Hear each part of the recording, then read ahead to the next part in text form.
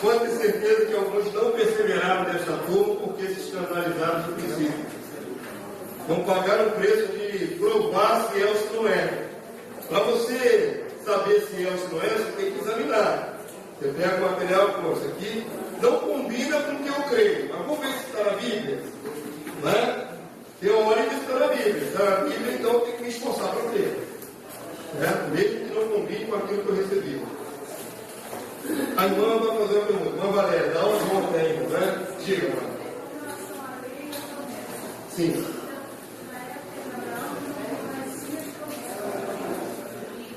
Porque a lei veio 430 anos depois. Na época de Abraão não tinha nem povo de Israel. Era só um velhinho e uma velhinha. Deus fez o pacto com esse velhinho. Abraão era bem velhinho. Estou aqui menosprezando a idade de Abraão. O homem era velhinho, já estava na casa de 90 para 100 anos. Certo? Naquela época os homens duravam um pouquinho mais na face da terra. Não comiam as porcarias que a gente come hoje, né? Não tomavam refrigerantes, essas coisas. Então, quando os velhinhos, então vou falar aqui de saúde já era, né? Só não quero falar. Quando os velhinhos, o velhinho Abraão recebeu a promessa, não tinha ainda nenhuma escritura. Abraão era antes do primeiro livro da Bíblia. Como é isso? O primeiro livro da Bíblia, Gênesis, foi dado a Moisés. Quem escreveu foi Moisés. Certo? Moisés escreve algo que já tinha acontecido também anteriormente a ele, certo? Mas quem escreveu os primeiros livros da Bíblia, voltando à origem do mundo, foi Moisés. E Abraão é anterior a Moisés mais de 400. Então não havia nem Bíblia ainda. Abraão estava tendo as primeiras experiências com Deus que nem conhecia direito ainda. Nesse momento, Deus fez um pacto com esse homem. Vou dar a você e a sua descendência esta terra e construção de terra. Passado 430 anos, surgiu o povo de Israel. Através do seu neto, né, Jacó, seus 12 filhos vão para o Egito, crescem lá no Egito. Aí é a história que nós já conhecemos. Tem que Moisés, da cestinha, do rio Nilo, aquela coisa toda. Cresce e é libertador do povo de Israel. E tira de dentro do Egito uma nação, o povo de Deus. Certo? Entre um evento e o outro, quase mais de 400 anos. A promessa é dada pela fé, sem Bíblia, sem lei, sem nada. Não havia nem Bíblia, nem o Pentateuco, que meu livro da Bíblia, tinha sido escrito ainda. Está entendendo? Bem antes da escrita dos primeiros livros da Bíblia. Aí a lei vem para que Deus eduque o povo de Israel que ele tirou do Egito, já que é dele, em particular. Tinha outros povos, tinha o Egito, tinha outros povos na época, os cananeus. Mas Deus queria tratar com aquele povo ali, o povo separado dele, judeu. Deus dá os parâmetros da lei, para que eles andem dentro daqueles parâmetros, para ser uma nação santa. Só que toda a história da Bíblia vai mostrar que eles vacilaram continuamente. O que mais tem na Bíblia são os erros dos judeus. Como eles tropeçaram nessa relação com Deus, muitas vezes. Não é? Aí Paulo vem no Novo Testamento e diz, olha, aquilo que foi prometido a Abraão foi antes da lei. Por isso, a lei não pode nada contra a promessa. A promessa continua valendo. O fato dos judeus não terem cumprido a lei não invalida a promessa. Porque você vai encontrar teólogos e professores dos dias de hoje dizendo assim, olha, o Antigo Testamento já morreu. Era só para os judeus erraram, acabou tudo. Aí Jesus fez outra promessa. Deus não fez outra promessa. Só tem uma promessa. A que ele fez lá com Abraão. Vocês estão entendendo? Hoje vocês vão ver a ligação que tem Abraão conosco, cristãos.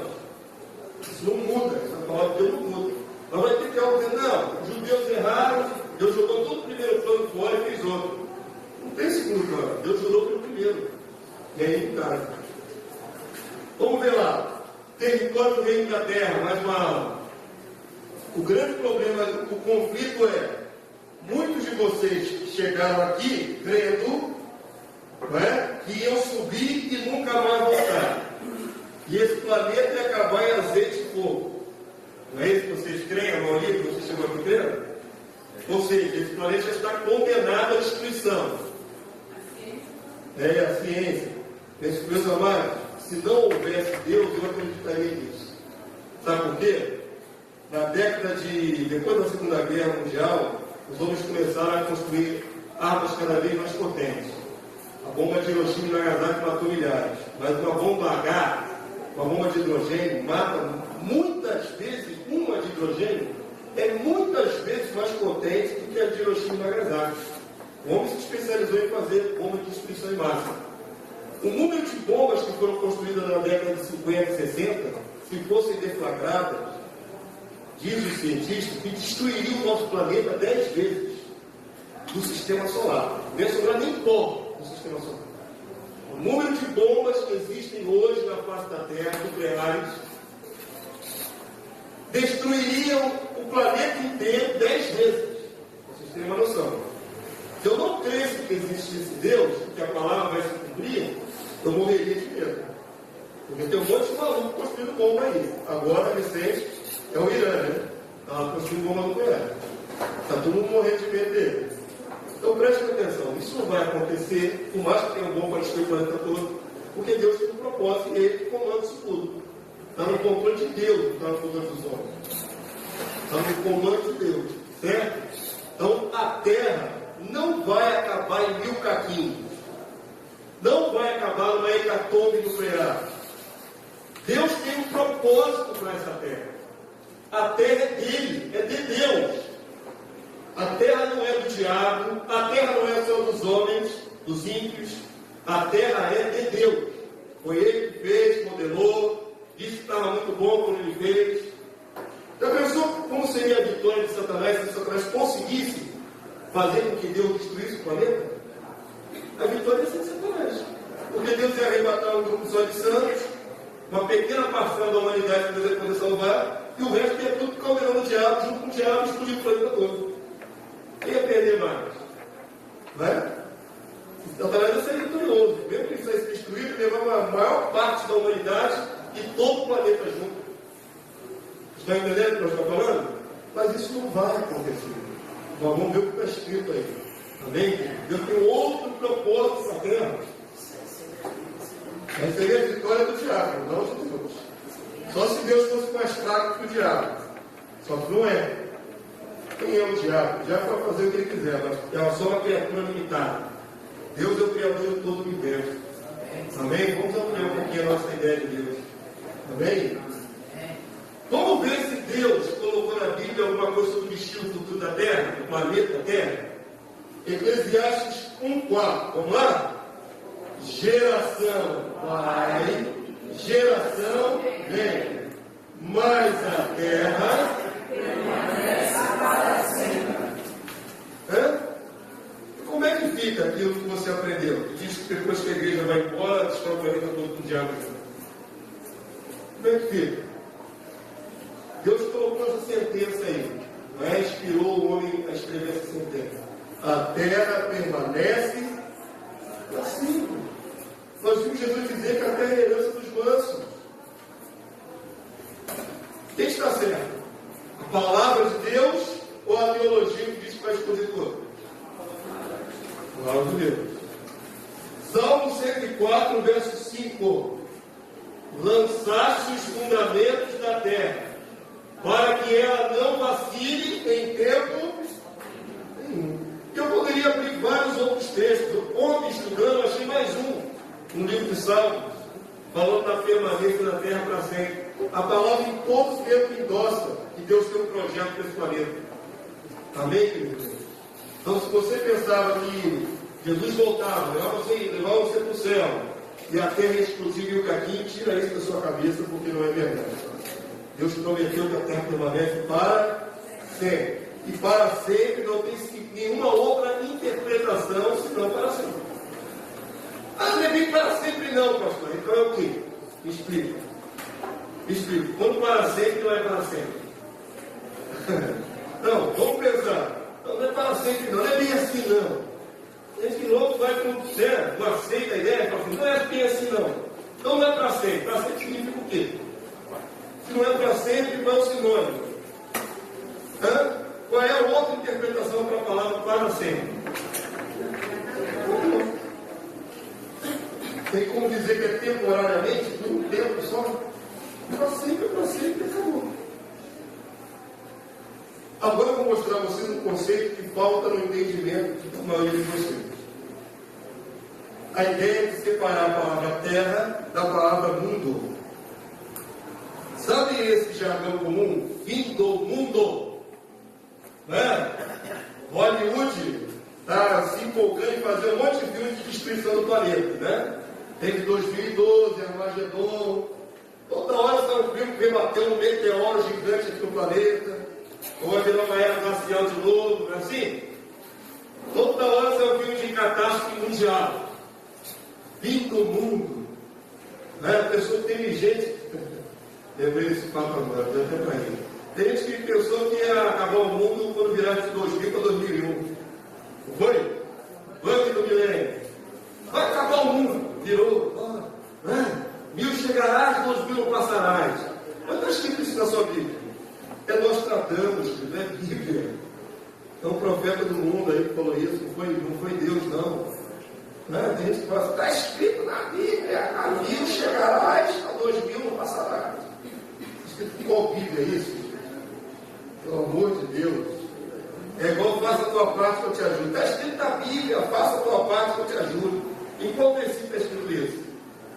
Lugar nenhum. Então preste atenção. Há uma paranoia coletiva de que o mundo vai acabar. Vai fim do mundo. Presta bastante atenção. Na palavra de Deus, mundo e terra nem sempre são sinônimos. São duas palavrinhas diferentes no hebraico, duas palavrinhas diferentes no grego. Mundo e terra são palavras diferentes, com sentidos muitas vezes diferentes. Em português é quase sinônimo. Você pensa assim, fim do mundo, você pensa o quê? Fim do planeta Terra. Mas no grego não é assim, no hebraico não é assim. Terra no hebraico é a órbita do planeta, o globo terrestre. Mundo, tanto no hebraico como no grego, é tudo que está sobre a órbita da Terra. Compreenderam a diferença? Quando a Bíblia fala de terra, fala do planeta. Quando a Bíblia fala de mundo, fala de tudo que está sobre o planeta. Sejam homens, animais, sistemas, construções, tudo que está sobre o planeta é mundo. Compreenderam isso? A palavra mundo no grego, primeira tradução possível é adorno, o que adorna, certo? O que recobre. Então vamos lá, vem devagarinho, que vocês também nunca viram esse conceito.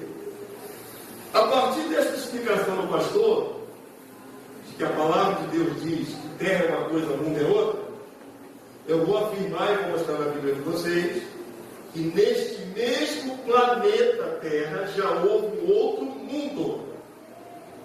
O primeiro mundo. Nós estamos vivendo o segundo mundo no mesmo planeta Terra. E ainda vem um terceiro mundo no mesmo planeta Terra. Lembrando que o mundo é o que está sobre a Terra. Pergunta: que primeiro mundo é esse que já existiu e não existe mais? Um mundo já acabou. Não um planeta, um mundo. Hã? Quem falou? Grandes animais.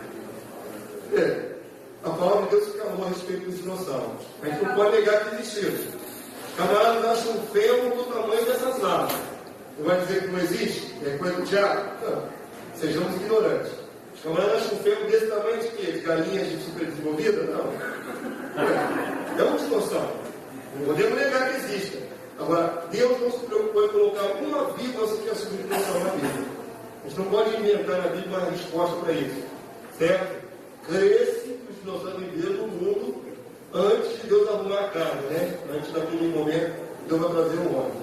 Cresce isso. Quando a palavra de Deus não fala uma vírgula sequer sobre dinossauro. Onde Deus se cala, eu me calo. Senão vão virar conjectura. Aí vamos ter um terreno muito escorregadio. Do campo das ideias, cada um tem a sua.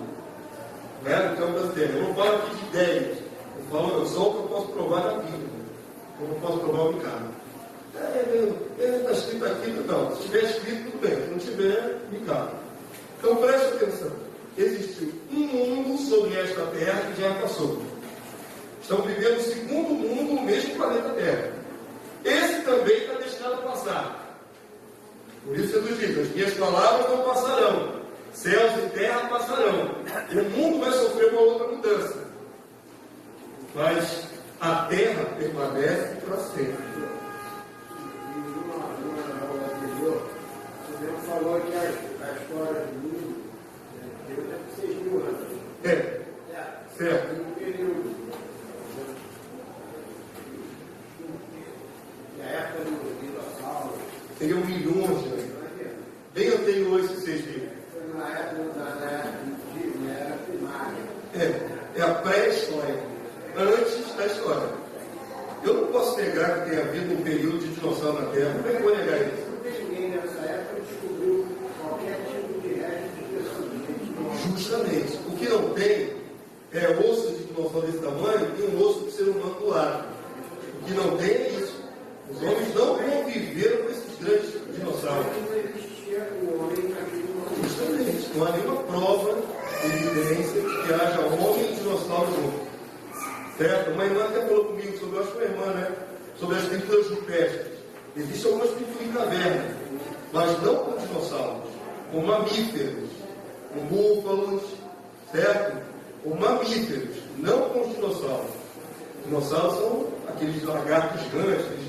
A palavra tiro tem respeito com lagarto. Então, não tem nada com. Não tem uma pintura rupestre com o homem das cavernas assim, lançando um dardo num tiranossauro, um estegossauro, nada disso. Isso não existe. Já com animais que existem hoje. Búfalos e coisas desse tipo. Antílope. Então não prova o homem junto com o dinossauro. De jeito nenhum. Pastor, seria o Leviatã no livro de Jó? Leviatã é um crocodilo. Crocodilo. Fala dos crocodilos do livro. No livro de Jó fala do Leviatã, que é o crocodilo. Fala do hipopótamo, no finalzinho dele. Deus está falando que ele criou animais tão maravilhosos, tão magníficos, fortes, poderosos, falando de animais comuns, não está falando de dinossauro. Aí, em cima dessa palavra Leviatã, se criou toda uma especulação de que ele está falando de dinossauro. Não está falando de dinossauro. Leviatã aí é crocodilo. Certo? Vamos lá mostrar o que eu quero mostrar para vocês. Só ensinei e não mostrei aqui o versículo bíblico, né? Já houve outro mundo desse mesmo planeta. Diga. Às vezes no Leviatã, eu já consigo que o nome Leviatã é Leviatã. E diz que ele é uma potestade, o principal de um demônio muito poderoso. A palavra Leviatã é relacionada também à mitologia dos povos antigos. Não é só o povo, sabe? Tem uma mitologia em cima disso, entendeu? Tem a mitologia como tem a mitologia greco-romana, aqueles deuses, monstros, aquilo tudo. Realmente ia por um caminho que vai alongar muito. Mas existe Leviatã dentro da mitologia dos monstros da antiguidade. Uma fênix, né, aquela ave que morre, depois renasce, tudo isso faz parte de mitologia. Certo? Não prova nenhuma desses animais na vida real. Vamos lá. 2 de Pedro, capítulo 3, verso 6. Vamos ler com o pastor. Pelo qual veio a perecer o mundo daquele tempo, afogado em água. Que mundo é esse daquele tempo que morreu, pereceu? Até o dilúvio. Não existiu um mundo sobre a terra que foi destruído com água. Aquilo ali é o primeiro mundo. De Adão até o tempo do dilúvio, é o primeiro mundo sobre a terra que foi destruído com água, segundo o Pedro falou corretamente. Mas aquele mundo passou, com homens, com animais, com sistemas, com habitação, e a terra foi destruída junto. Baixaram as águas, o planeta continuou no mesmo lugar. Estão entendendo? Quando Deus julgar este mundo, que já é o segundo no mesmo planeta Terra, vai haver abalos, vai haver um monte de coisa, mas a terra permanece no mesmo lugar, para dar lugar a um terceiro mundo, que é o mundo do reino milenário. A terra vai sofrendo essas passagens de mundos sobre ela. Compreenderam? o primeiro mundo morreu afogado em água, até o dilúvio. Entrou Noé na arca dos animais, aquele mundo passou. Então Noé inaugura já uma outra fase no mesmo planeta. Jesus falou, João 18,36. Respondeu Jesus: o meu reino não é deste mundo. Se o meu reino fosse deste mundo, os meus ministros empenhariam por mim, para que eu não fosse entregue aos judeus. Esse texto é interessante. Baseado nesse texto, alguns negam que Jesus vai vir reinar aqui. Alguns negam, porque Jesus estava diante de Pilatos, sendo interrogado. E aí ele diz: meu reino não é deste mundo. Por que Jesus falou: meu reino não é deste mundo? Este mundo que Jesus estava sendo ali sentenciado pertence a quem? Ao maligno. Era a hora do diabo prevalecer ali, entre aspas, temporariamente. Realmente, não era naquele período que o reino passaria para a mão de Jesus. Se a palavra de Deus terminasse aqui, não é? Se terminasse aqui, ele diria assim: então Jesus está afirmando que o reino dele nunca vai ser aqui na terra. Mas preste atenção que Jesus vai complementar o raciocínio. Naquele momento que ele está sendo julgado, o reino dele não é de jeito nenhum. Para que não fosse eu entregue aos judeus. Agora vem aqui. Mas, uma ideia adversativa, mas, entretanto, todavia, porém, contudo, agora não é daqui. Mas, o que diz aqui? Agora, o meu reino não é daqui. Qual é a diferença que tem esse agora? Que não é nesse momento, que está sendo julgado, vai ser morto, etc. Agora, existe uma versão de Bíblia que tirou a palavra agora do contexto. Aí mudou o sentido. A versão Almeida revisada. Revista corrigida, revista atualizada, a revisão tirou a palavrinha agora. Matou o sentido. Porque no original grego, tem a palavrinha agora lá que é num em grego é agora. Sem esse agora, muda o sentido. Aí Jesus negaria 2 vezes que o reino dele não era daqui. Negaria em cima e embaixo. Certo? Quem tiver a versão revisada, tiraram o agora. Mataram o sentido. Jesus não está dizendo 2 vezes que nunca vai ser aqui. Ele disse que naquele momento não era aqui. Está certo, filho? Avança para mim. Lucas 18:30. Os discípulos abandonaram tudo, família, para seguir a Jesus. Aí perguntaram: Senhor, o que nós vamos ganhar em troca? Pergunta justa, né? Aí Jesus respondeu para ele, verso 30, que não receba agora no presente muitas vezes mais. E leia comigo aqui o que Jesus está afirmando. Vamos lá? E no céu, não? Não é no céu, não? Não. Agora eles já estão servindo a Jesus. Mas o prêmio seria no céu.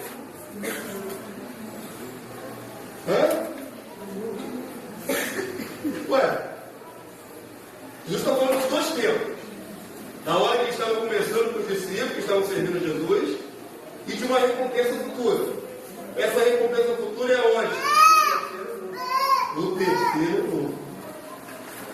Está aguardando a se estabelecer esse terceiro mundo. Que não receba no presente, muitas vezes mais, e leia comigo, está escrito na sua Bíblia, qualquer Bíblia de vocês está escrito isso. E no mundo por vir, a vida eterna. Quando gozamos da vida eterna? No mundo por vir, que há de vir. Algumas traduções vão dizer assim, que há de vir. Então veja bem, que virá. Já houve um mundo nessa terra? Antes desse? Morreu afogado em água. Estão vivendo agora o segundo mundo. Continua na mão do maligno. E o reino de Jesus estabelecido em qual mundo? No terceiro. É o próximo que vem aí, que é o de Jesus, e é onde ele vai nos dar a recompensa. Compreenderam, querido? É no mundo de vir, apontando claramente para o futuro, uma consumação futura. Não agora, que ainda está na mão do amigo. Compreenderam? Pergunta, irmão Zé Carlos. Por isso que ele diz que o mundo é deles. Se a gente não entender o conteúdo do que o mundo espiritual diz, a gente cai no inferno. Os erros, muitas vezes, é falta de visão. Outras vezes, é falta de estudo mesmo da palavra de Deus. Ele diz assim, ele diz que lá perto de casa, uma aqui com o espírito, ele chega de mim e fala assim para mim. Aí ele diz assim, qual é o nome? Eu falo assim, não, a terra é de Deus. A terra é de Deus. A terra é de Deus. Muitos podem dizer que a terra é dele. Mas isso também foi isso que diz. Por isso que eu disse que a terra é dele. Mas por que eu diz isso? Porque o único crente, quando passa a terra do terreno de pastor, ele é vez de levantar a cabeça e levantar a cabeça. Aí é outro problema. Um problema sério. Aí é outro problema. Abaixar a cabeça e ele é vez de porque tem muita gente, quando vê um mundo espaço da terra, acha que a terra do maligno. Mas a terra do maligno, quando vê, eu vou dizer para você, irmão Zé Carlos, sabe o que Satanás é? Grileiro. Sabe o que é um grileiro? Sabe o que é um grileiro? Hã? Sabe o que é um grileiro? É aquele que toma posse da terra não é dele. Satanás é um grileiro. Não é? Deus destinou a terra a Satanás? Deus deu a terra a quem? Aos homens, deu Adão e Eva, mas vacilaram. Aí o grileiro tomou posse. Só que ele tem o tempo dele, querido. Agora, quando Jesus voltar, sai da mão do grileiro e passa para a mão de quem direito. Do Senhor é a terra, a sua plenitude da palavra de Deus. O diabo só está com essa banca toda por enquanto. Está compreendendo, querido? Mas o diabo não é dono de nada. Ele é um condenado. Cujos minutos estão contados. Vamos, por fim, se a justiça de Deus que é Jesus vier, acabou com o diabo. Ah, vamos ver isso hoje. Hoje vamos ver hoje esse detalhe. É hoje. Por enquanto, eu ensinando um conceito para vocês. Entenderam? Eu tenho que ser bastante didático, porque não são ideias soltas. É uma verdade absoluta. A palavra de Deus diz que houve um mundo anterior a esse, não é porcadeado. Vocês leram aí no versículo bíblico? Então já podem afirmar. Antes desse houve outro mundo. Morreu porcadeado. Estão vivendo o segundo mundo na própria terra. Esse também está reservado a sofrer os abalos, os juízos, fogo e outras coisas mais. Mas aí quando acontecer esse juízo, a terra vai acabar? Não. Por quê? Está prometido o quê? Um terceiro mundo. O mundo que há de vir. O mundo por vir. Nele recebemos recompensas. Está bem, querido? O mesmo planetinha Terra. Por isso que tem esse desenho aí, que mostra que o planeta continua no mesmíssimo lugar.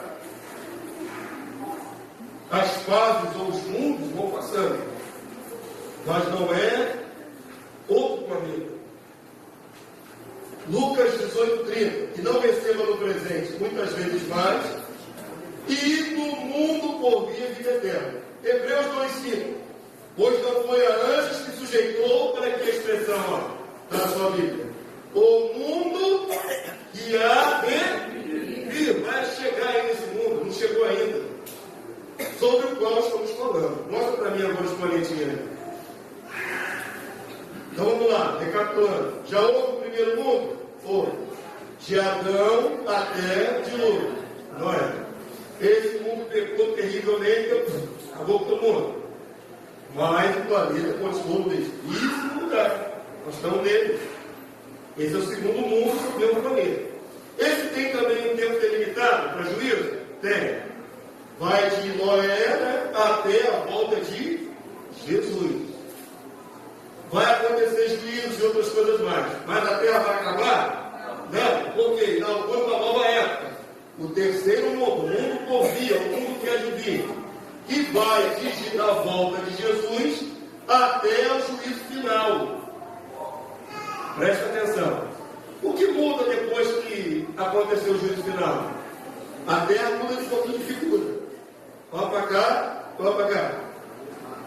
Agora não é eternidade, qual é a última configuração da Terra?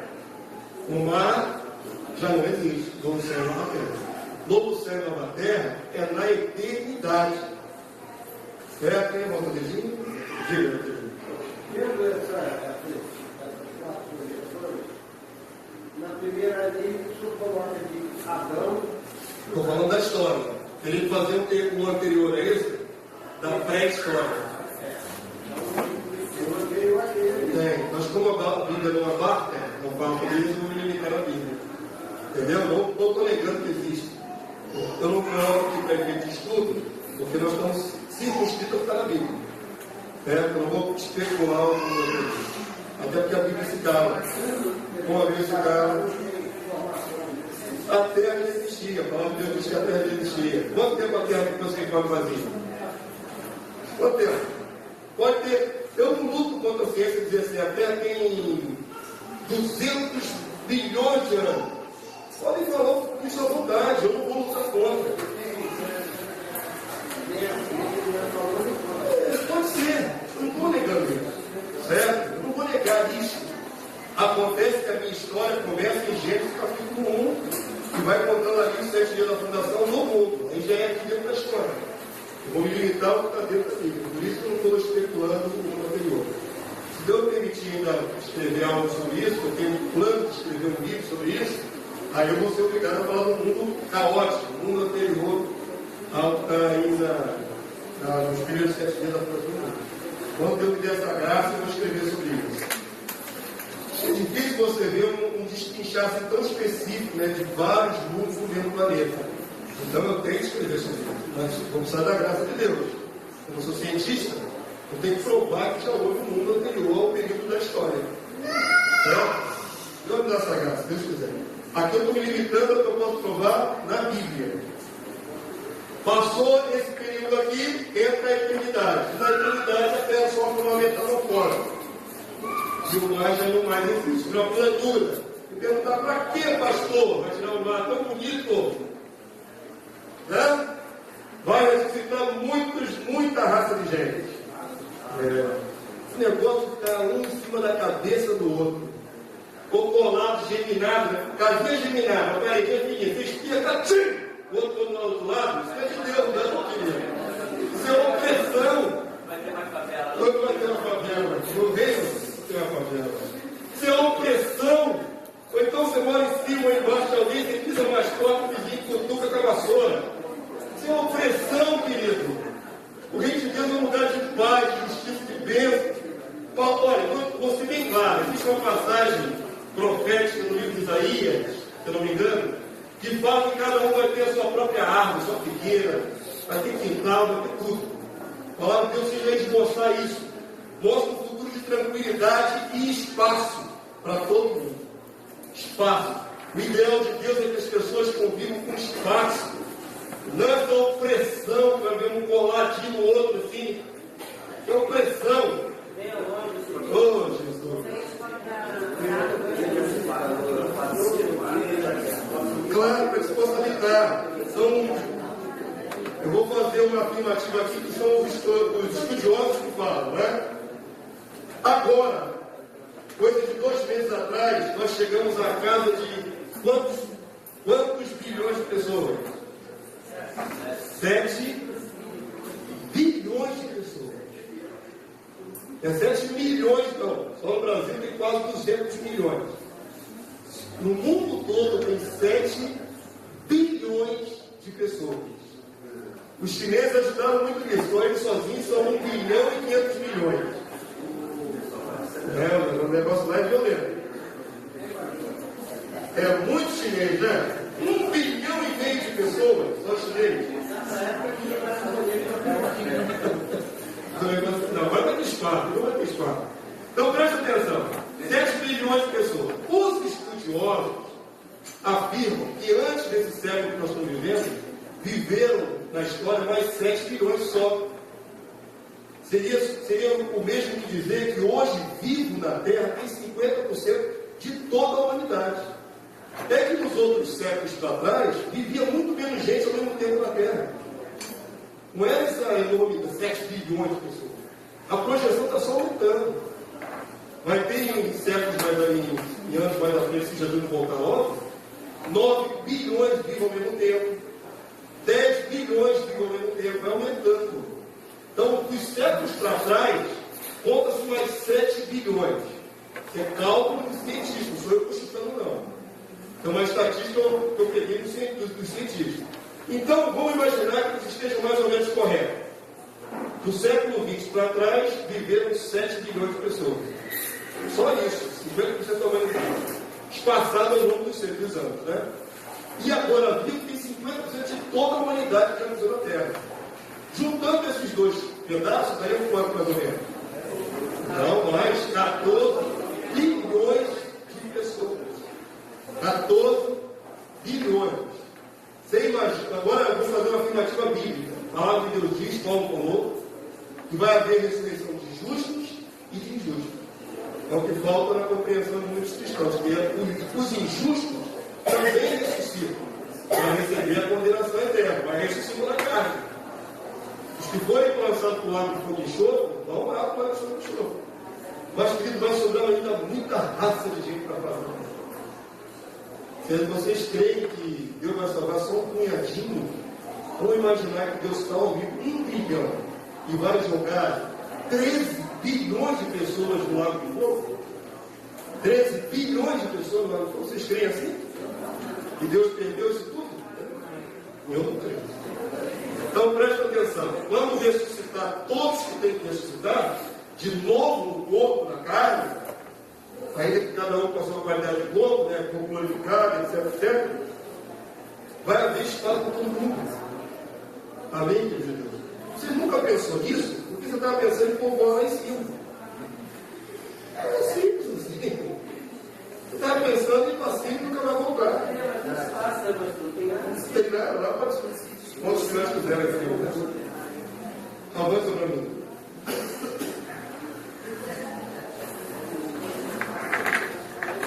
Preste atenção, porque vai haver a mudança da roupagem da terra. Certo? A mudança do mundo é a mudança da roupa da terra. A roupa da terra. A roupa é o que adorna, está sobre a terra. A terra continua no mesmíssimo lugar. 1 Coríntios 7:31. Os que se utilizam do mundo que está sobre a terra, como se dele não usasse. Porque a aparência deste mundo passa. O que se vê, o que seus olhos veem aqui, passa. Certo? Hebreus capítulo 1, verso 10 a 12. Ainda no princípio, Senhor, lançaste os fundamentos da terra. Quando fala terra, está falando do planeta, não o mundo. Os céus são obra das tuas mãos. Eles perecerão, tu, porém, permaneces. Sim, todos eles, o que acontece? Envelhecerão, qual? Veste. Está comparando tudo que está hoje, já está deteriorado, envelhecido como uma roupa velha, que está sobre o planeta Terra. Por mais que o homem tenha destruído, ainda está muito bonito, não está? Eu acho a Terra mais bonita, certo? Mas o homem já destruiu bastante, já poluiu bastante, já deturpou bastante. Os céus estão poluídos de seres espirituais, os demônios estão nas regiões espirituais. Vai haver necessidade de mudar toda a roupagem da terra. Imagina Jesus vai reinar com o demônio sobre a cabeça dele? De jeito nenhum. Certo? Vai reinar num mundo poluído e destruído? De jeito nenhum. Então o que vai acontecer agora, muito breve, vai ser a mudança da configuração do que está sobre a terra. Vai ter que melhorar com a volta de Jesus. Então a palavra diz assim: qual vestes envelhecerão? Como veste, como uma roupa. Agora leia comigo esse finalzinho, por favor, para ir entrando na sua corrente sanguínea, no seu DNA, a verdade de Deus. Também, qual manto os enrolarás, e como vestes serão igualmente mudados. Tira o que é velho, todo novo. Como uma roupa, como quem troca a roupa da terra. Compreenderam a comparação aqui? Como uma roupa, tira a velha, bota nova. Serão mudados, não acabados, acabar o planeta. Pelo amor de Deus, vai mudar essa configuração que está agora, mas não vai acabar o planeta. Será mudado. Tu, porém, és mesmo, e os teus anos jamais terão fim. Amém, igreja? Então presta atenção. Quem chegou aqui crendo na aniquilação total do planeta, mude a sua concepção, porque a palavra de Deus não diz isso. A terra é a herança dos mansos. Jesus afirmou. Você já viu isso várias vezes na aula de ontem. Eu poderia abrir um cabetal de texto para comprovar isso. Avança para mim. Vamos entrar então nesse novo mundo. Eu vou avançar um pouquinho da história, sem falar detalhes sobre a vida de Jesus. Porque a vida de Jesus eu vou falar na próxima aula. Não perca as cenas dos próximos capítulos. Segunda-feira eu vou mostrar como é que é o arrebatamento da igreja, vida de Jesus, a batalha que ele foi por aí, tudo na segunda-feira. Todos aqueles capítulos interessantes na segunda-feira. Hoje eu vou dar um pulo no tempo, vou mostrar já como é que vai ser a terra depois da vida de Jesus. O que acontece quando Jesus estabelece seu reino? Vou dar esse salto de propósito, falando sobre a terra, né? Vou dar esse salto, vou mostrar para vocês na Bíblia o que está destinado para depois da volta de Jesus.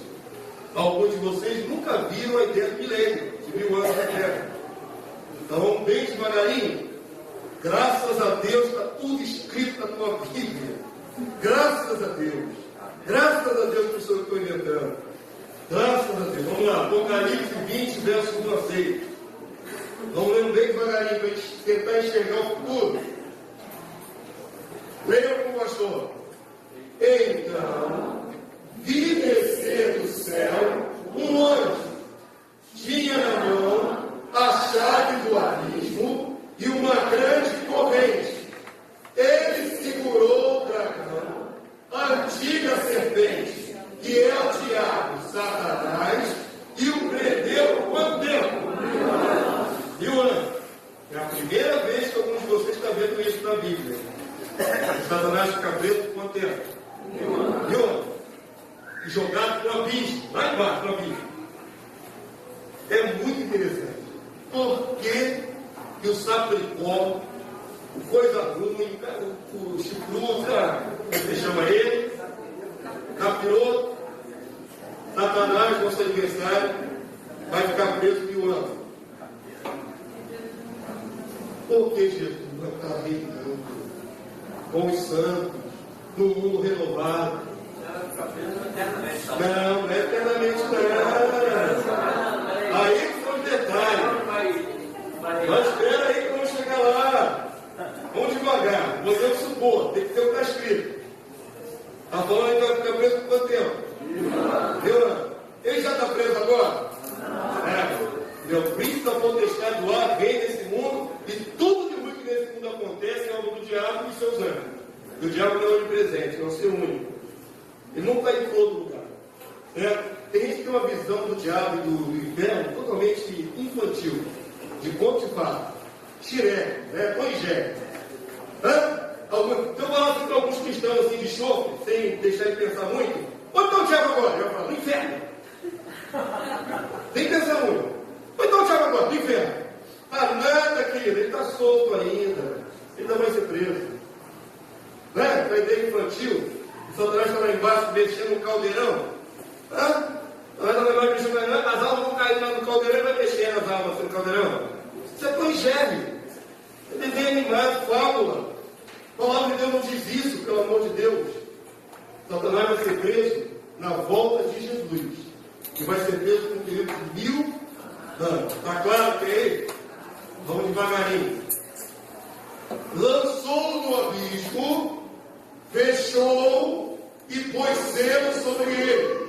Com que finalidade? O texto explica.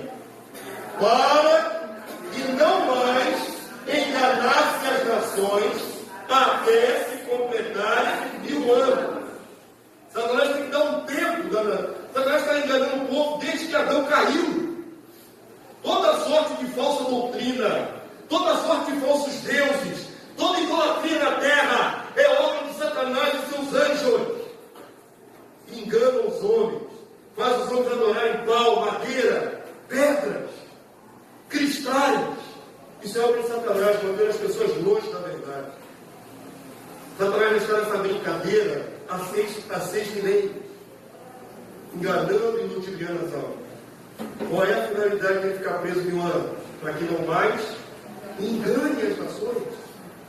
Os povos vão ter um pouquinho de refrigério sem Satanás na terra. Sem um grande mentiroso, um grande enganador.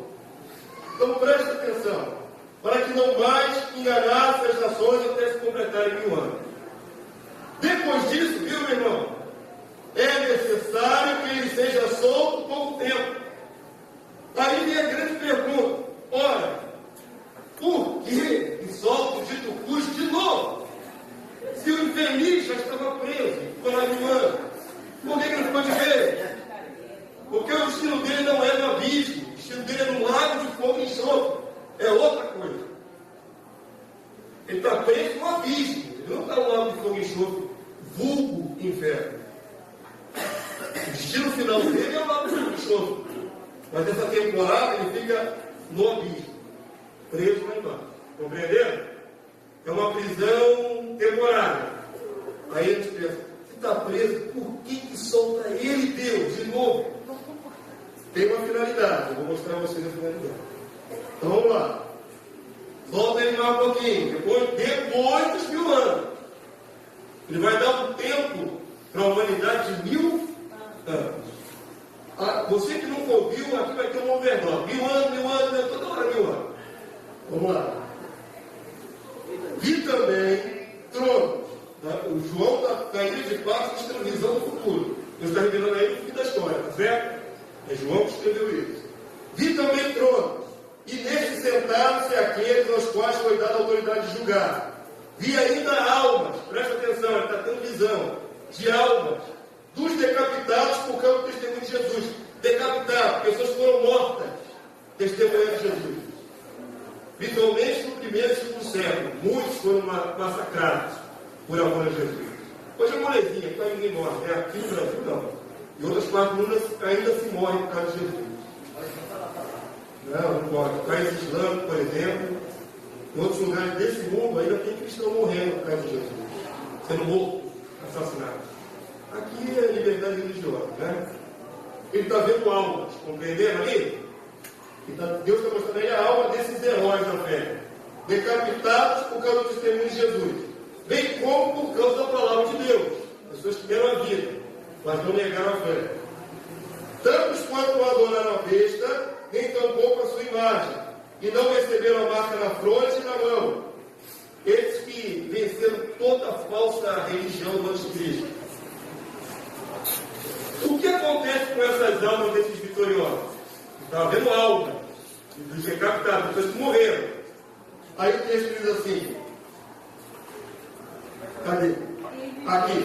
E o quê? Viveram. Isso aqui é importante. Ele estava vendo o quê? É alma de pessoas que morreram pela fé.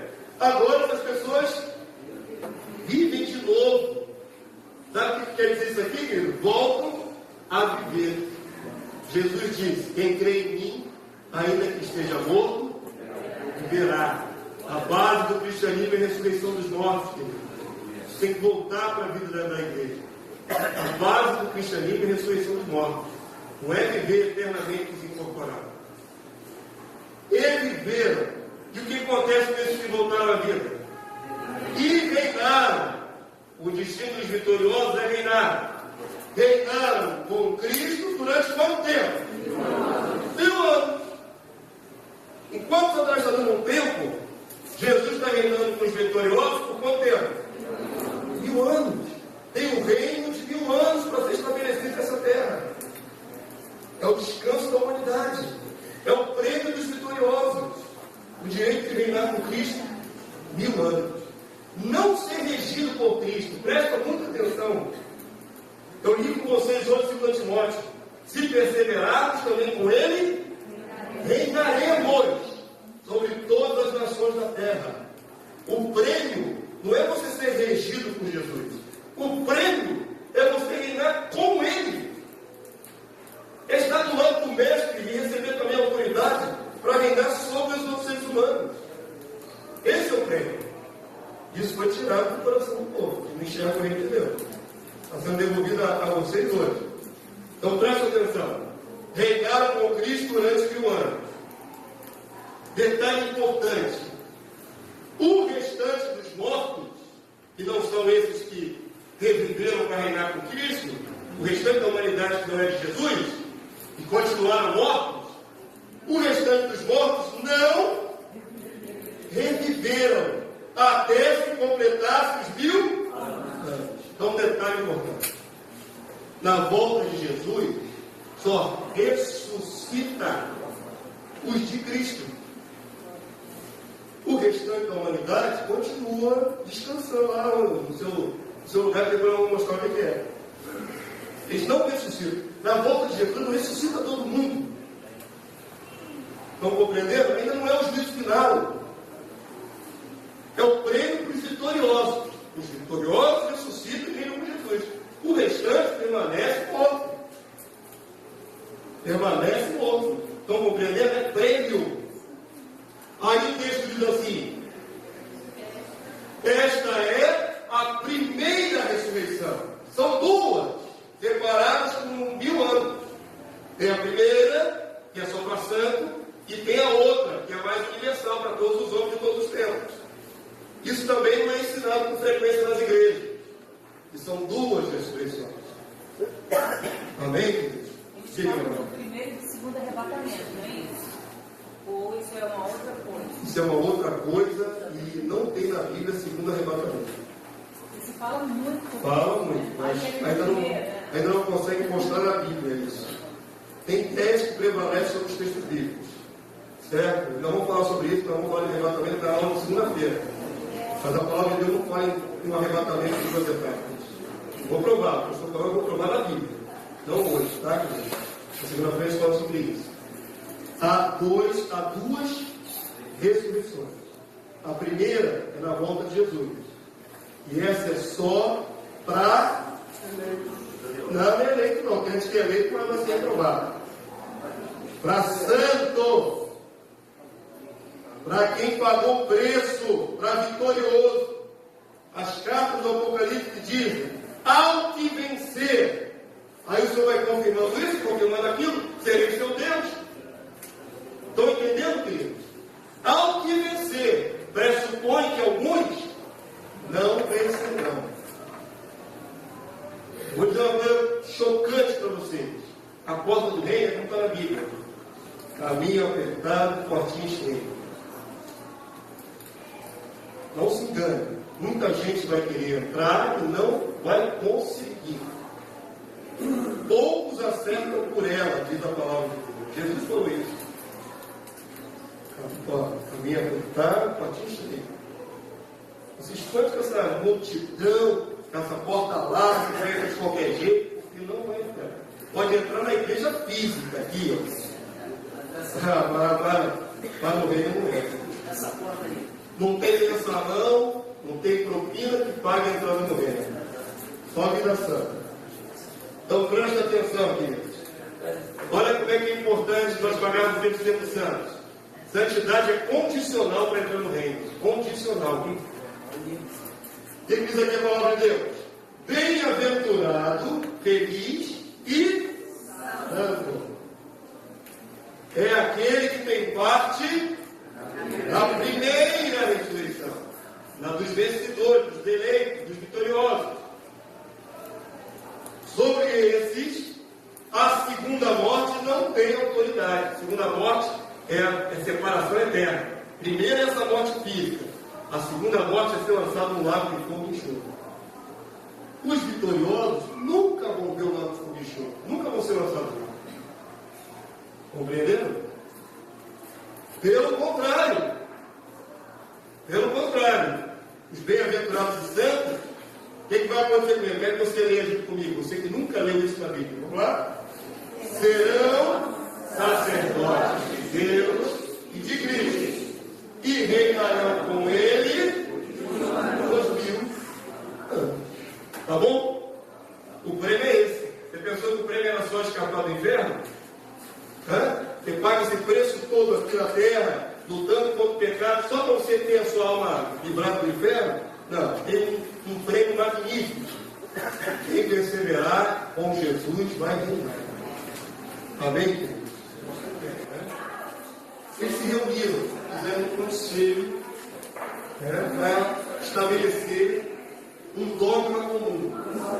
Primeiro, os reformadores se reuniram para dizer: cremos nisso, cremos nisso. Acabaram de se expressar dentro do humano. E tinha que estabelecer quais seriam os parâmetros diferentes da igreja romana. Já acabou de sair da igreja romana. Então, isso definiu o futuro. Os reformadores fizeram uma reunião e convencionaram que eles iam crer e não iam crer. Essa reunião se chama Confissão Helvética.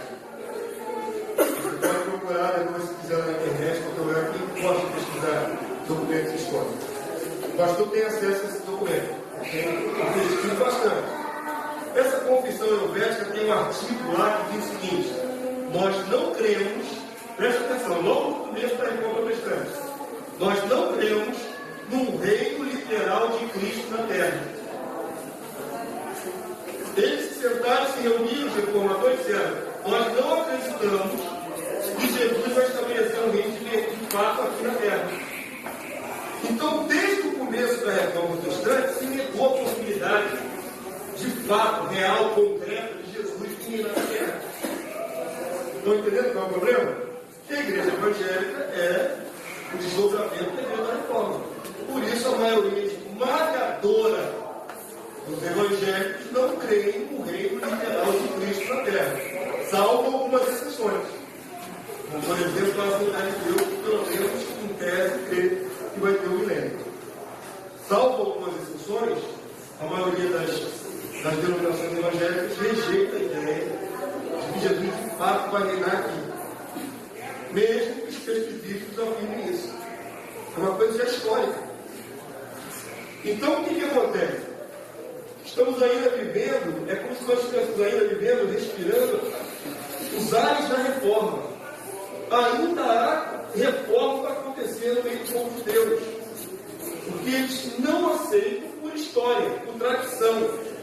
Não porque não esteja na Bíblia. Ninguém pode negar o que você está lendo aí. Pode negar? Fala 4 vezes ali que o reino de 1000 anos. Como é então que os teólogos, os pastores dizem que não é? Como é que eles explicam isso aí? Primeiro não explicam. E quando tentam explicar essas passagens que estão em qualquer Bíblia, ele diz o seguinte: isso aí é figurado. Certo? Espiritualizado. Tiram a literalidade. Ou seja, 1000 anos é um número profético, ideal, não é de 1000 anos. Alguns podem até citar assim: Paulo meu diz, para Deus, 1000 anos é como um dia. Certo? Então, essa novela vai ficar presa só um dia, 24 horas. Olha que visão de chuva. Ele está azucrinando a humanidade há 6.000 anos e vai ficar preso 24 horas. É isso? Aí os que estão pagados Cristo com a vida foram decapitados, vão reinar com Cristo 24 horas só. É isso? Esse 1000 anos é 24 horas. Vocês estão entendendo qual é o problema? Existe uma coisa da palavra aqui. Oi? A unção aqui. Não é essa unção não. A palavra de Deus fala: para Deus. Presta atenção. O texto diz: para Deus. E o ano é como um dia. Ou seja, para Deus, Deus não sente a passagem de 1000 anos. É isso que o texto diz. Não está falando que 1000 anos é igual a um dia igual a 1000 anos. Não está falando isso. Está falando que Deus não percebe, não sente, não faz a menor diferença. 1000 anos é um dia. Para Deus. Não é uma conversão. Não está dizendo toda vez que aparecer 1000 anos é um dia. Não está dizendo isso para mim. Diga-me. É 1000 anos, né? Alguns dias tu diz assim: uma semana, vai reinar por uma semana, vai reinar por um mês, vai reinar por 3 anos, vai reinar por 100 anos. Mas a palavra de Deus é categórica: vai reinar por 1000 anos. É um milênio de reino, não é 24 horas. Certo? Existe uma vertente protestante chamada amilenismo. A negação, né? Não milenismo, que é justamente herdado da igreja romana, que espiritualiza tudo que está aí no Apocalipse e não tem reino de Jesus na terra. Felizmente isso. Certo? Mas isso foi assim até o tempo que Deus quis. Chegou o tempo agora, e estamos vivendo esse tempo, graças a Deus, e temos a opção de enxergar um pouco mais. Deus está abrindo nossos olhos. Nós estamos vendo que tem na Bíblia o reino do milagre. Eu vou dizer uma coisa para você, o livro de Isaías fala desse reino direto. Os livros de Isaías profetizam sobre esse reino direto, um tempo de paz, sem guerras, sem fome, um tempo de voltar à mansidão dos animais. Aí você vai dizer tudo de novo, mas está aparecendo de novo no testemunho jornal. Oh meu Deus do céu! Eles pregam isso há 100 e poucos anos. Isaías colocou isso na Bíblia há 2.600. 2.600 anos está escrito na sua Bíblia. Aí um grupo surgiu há pouco mais de um século, a palavra é deles. Isaías era PJ. Pelo amor de Deus, é alguma coisa que eles têm que ser baseada na Bíblia. É aí o povo de Deus, por causa deste grupo, rejeita toda a Bíblia, toda a verdade profética. Eles têm um monopólio, então tudo que fala de reino da terra na Bíblia esquece. É dele. Eles surgiram há 100 e poucos anos, filho. É só um grupo religioso. Agora, eles conseguiram enxergar as coisas, porque muitos cristãos não aceitam o reino da terra. Mas, pelo menos isso eles conseguiram enxergar. Eles falam o conteúdo da coisa que está na Bíblia. Não, mas eles mudaram muitas outras coisas, certo? Tem muita mexida na teologia dele, muita coisa errada. Não estou aqui defendendo o TJ, não. Eu estou falando que o único ponto que eles acertaram é esse aí. Mas é o único ponto que os cristãos não aceitam. A maioria dos cristãos não aceitam. Aí, a gente vai ter que abrir o leque maior. Existe um orquestrador disso tudo. Um orquestrador não humano. Principados e potestades. Existe um anticristo. Uma entidade. Que a função dele é causar confusão. Entendeu? Ele é especialista em dogmas, em ensinar armadilhas teológicas. A palavra de Deus diz que nos últimos tempos, lá em 2 Timóteo, muitos apostatarão da fé por darem ouvidos à doutrina de demônio. Demônio ensina doutrina. Demônios teólogos. Jesus voltará assim.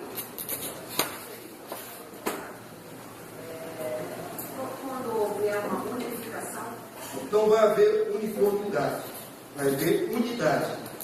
Certo? Não vai haver uniformidade. Muita gente vai continuar crendo no que sempre creu, outros vão rejeitar. Agora, muita gente, quando a palavra de Deus for levantada assim, de maneira mais maciça, vai crer nessa verdade. Vocês aqui estão num conflito muito grande, mas eu estou crendo que o fato de vocês estarem aqui na 4ª reunião e eu enxergando com olhos bem abertos o que está escrito, e vocês estão compreendendo a palavra de Deus. Não estão compreendendo? Da mesma forma, não vai ser em pequena escala que eu estou fazendo aqui com dezenas de pessoas. Vai se levantar homens de Deus, talvez eu mesmo, se Deus me permitir, para pegar em escala muito maior, e pelos mundo afora. E muitos de vocês que estão aqui talvez venham a reproduzir essa palavra em progressão geométrica. Daqui a pouco muita gente vai estar crendo na verdade. Certo? Deus liberou agora. O problema é, enquanto Deus não tinha liberado isso, quando ninguém enxergava, reinou a confusão. É simples assim. E quem orquestra essa confusão é o anticristo. O anticristo orquestra essa confusão. Certo? Quando Jesus voltar, o primeiro a ser destruído é o anticristo, não é Satanás. Vou mostrar isso a vocês na próxima aula. O primeiro a ser derrotado é o anticristo. Depois é Satanás. São duas entidades. Porque o anticristo ele é esse que promove esse monte de religião. Essa confusão, essa babel religiosa é obra do anticristo. Então, eu não mostrei a vocês na primeira aula que a igreja só tinha uma visão? Era uma igreja só, espalhada no mundo todo, com uma única visão. Ela permaneceu assim até o 2º século. Aí o que aconteceu com essa igreja? Foi atacada pelo chifre. Lembra do chifre? Fazia a guerra contra o sangue e prevalecia. Jogou por terra a verdade e prevaleceu. Esse jogar por terra a verdade aconteceu lá atrás na história da igreja. É a obra do anticristo. O chifre, eu não falei na primeira aula, é o anticristo. Só que alguns estão esperando o anticristo para vir nascer. E o anticristo já está fazendo a função dele desde o começo da história. Eu vou mostrar isso a vocês na palavra de Deus, na segunda-feira. Tá bom? Mas para dar assim em Minas Gerais. Hoje não, segunda.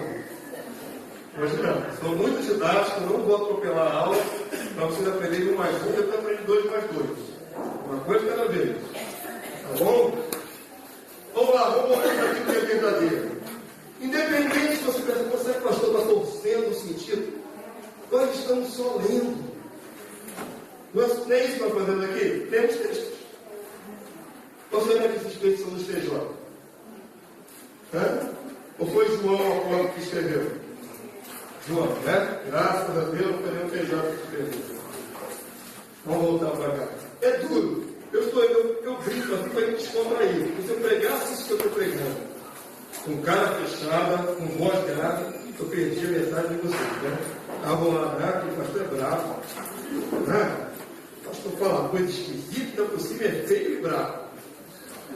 O pastor me deu um sorriso, Deus me deu uma graça, uma leveza, vai ensinar coisas pesadas para vocês.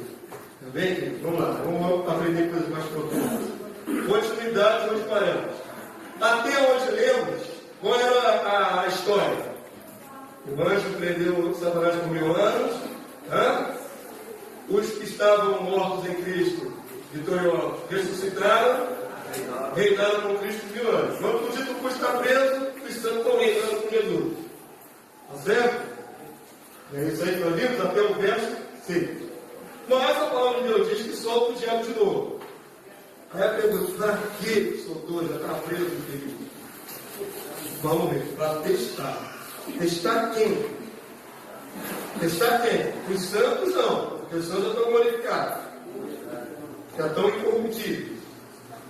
O problema é que na versão que vocês aprenderam, na volta de Jesus, quem é do Senhor sobe e o resto é tudo caldeirão do diabo.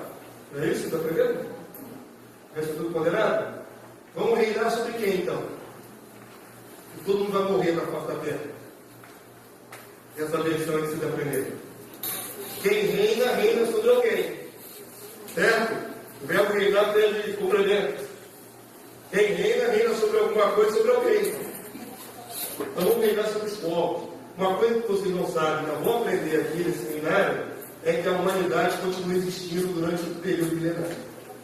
Os que não são os filhos de Deus glorificados continuam existindo, para nós reinarmos sobre eles, durante todo o período milenário. Vamos ver isso na palavra? Continuidade, verso 7. Estou inventando não, vamos ler o que está escrito. Vamos ler? Quando, porém, se completarem os 1000 anos, olha bem, tem que completar 1000 anos. É de 24 horas? Pelo amor de Deus, não reduz meu reino. Não reduz meu tempo de Jesus, não. Quando se completarem 1000 anos, Satanás será solto da sua prisão. E sairá o quê? A seduzir as nações que é onde? Dos 4 cantos da terra. Está certo? Ô Jeová, a palavra é clara. Depois dos 1000 anos, ainda tem humanidade espalhada nos 4 cantos da terra. Não acabou tudo na volta de Jesus, querido. A história vai seguir. É uma nova fase. É o mundo por vir, onde tem os santos que estão reinando com Jesus sobre os povos. Não, nessa concepção que vocês receberam, não tem os povos. Acaba tudo na volta de Jesus. Não acaba tudo, começa 1000 anos. Compreenderam? O texto diz claramente que as nações estão nos 4 cantos da terra. Por que Satanás é solto depois desse período milenário de paz, de tranquilidade, de maravilha? Para seduzir esse povo que está na terra ainda. Não os santos. Os santos já foram glorificados. O povo. Vamos voltar para a aula básica que eu ensinei vocês na segunda aula. Quantas dimensões tem o reino? 4. Primeiro, rei. Rei é quem? Deus. Segundo, governo. Quem é o governo? O povo não. Quem vai governar, quem vai reinar, Deus não. Mas vocês já podem compreender isso. E a terceira dimensão? É o povo. É o povo que vai ser governado pelos santos com Jesus. Amém? Viu? Território eterno. Não vamos estar flutuando, não vamos para a terra. Então preste atenção. Esse povo vai ser peneirado por Satanás, Gog e Magog, a fim de reunir-se numa peleja. Agora a pergunta é interessante. Por que tem que soltar o diabo depois desses 1000 anos de paz? Primeiro tem que imaginar 1000 anos de paz que você nunca imaginou, porque até então você nem pensava que existia. Tem que imaginar o que vai ser. Tenta imaginar, vou tentar conduzir você nesse pensamento, a volta de Jesus, Rei dos Reis. Você nunca pensou nisso, né? Eu morri de toda a velhice e do céu. Vamos pensar no que a palavra de Deus promete. Jesus voltando. Efeitos especiais do céu, não é? Toque de trombeta, céu rasgando, Jesus descendo. Conseguiu imaginar? Rapidinho assim? Um momento maravilhoso, magnífico, cheio de anjos, sem arrepio. Aí Jesus está voltando, de fato, de verdade, não invisível, não figurado, de fato, para reinar sobre as nações. Nós encontrando com Ele nos ares, como maravilha, glória a Deus, corpos glorificados e imortais. Agora nós vamos reinar com Ele sobre os seres humanos que permaneceram na terra. Viramos o grupo da realeza, a família real de Deus, junto com Jesus. O diabo fica preso. Os demônios foram também jogados para o abismo. A terra vai gozar um período de descanso de 1000 anos. Paz, justiça, alimentação farta. Está tentando visualizar? Sem guerra. Esse povo que vai viver nesse período não foi glorificado na volta de Jesus. Mas eles vão viver bem? Não vão viver muito bem, gente. Meu Deus, quem não queria um governo justo na face da terra, mas tem um monte de governo corrupto.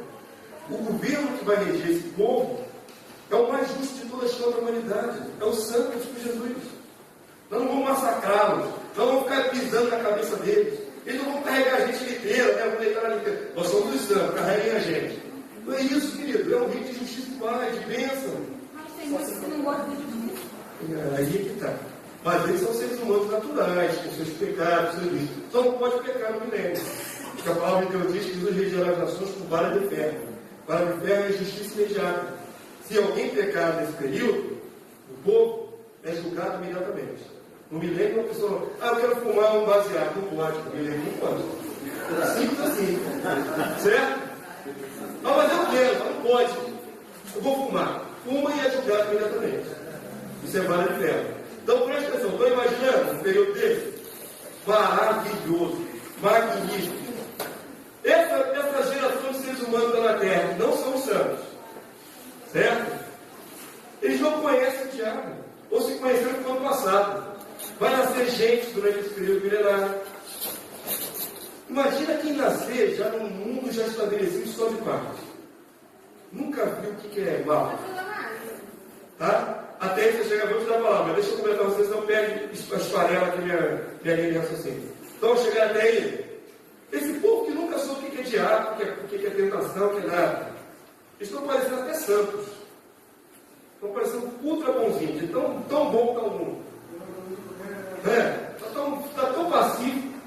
Agora, alguns estavam querendo um carnaval, estavam querendo fumar um baseado, mas não pode.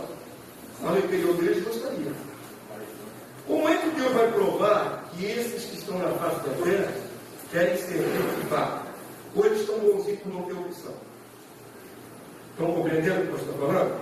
Toda a humanidade sempre foi provada, porque a luz ou as trevas. Esse povo só conhece a luz. Está no meio bom. Aí não tem opção. Não conhece a treva.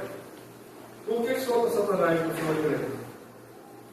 Para ver o que eles querem. O que vocês querem? Vocês querem continuar vivendo num reino tranquilo ou vocês querem dar um bico ao diabo? Satanás é solto no final para peneirar essa humanidade que viveu 1000 anos na maior tranquilidade. Alguns vão querer, esse reino está muito chato. Eu queria um agito, né? Esse reino está muito chato. Eu quero pecar. Tem que peneirar essa última humanidade. Vão ser peneirados com a soltura de Satanás. E o pior, a palavra de Deus diz que muitos vão dar ouvido a Satanás desta humanidade. Número com areia do mar, quer dizer, um número incontável. Muitos ainda vão dar ouvido. Não todos. Alguns preferiram ficar ainda no temor de Deus. Estão compreendendo? Agora pergunta, filho. Respondendo. Já respondeu? Então preste atenção. Muitos vão dar ouvidos ao diabo quando a gente for soltar. Estamos cansados de ver esse mundo. Está chato. Tem um cantor aí do mundo. O cantor aí que passou um fantástico aí. O do Pagodinho, né? Já disse, irmão. Ele falou o seguinte. Olha a concepção dele. Se o céu for sem graça, eu prefiro ficar no inferno. Porque lá eu posso tomar minha cerveja. Falou isso para ninguém nacional. Falou isso em rede nacional. Lá deve ser mais animado lá embaixo. As pessoas querem falar, querem que é o pecado. Estão compreendendo, querido? Então imagina essa humanidade que ficou 1000 anos sendo regida só pelos santos. Que período maravilhoso. Mas eles não tiveram opção para o pecado. Porque não era permitido. Solta Satanás, vamos ver quem quer o pecado. Muitos ainda vão querer o pecado. Peneirou essa última humanidade. Aí agora é a hora de pegar Satanás e destruí-lo.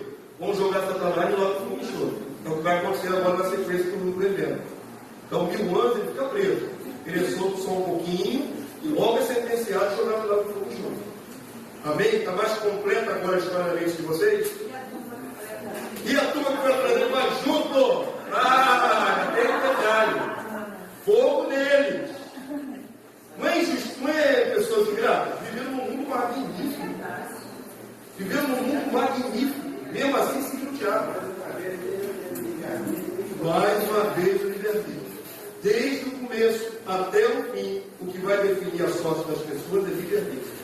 Se querem a luz, se querem as trevas. Certo? Essa última humanidade que viveu no Legon não podia ter opção, mas tinha que ter opção.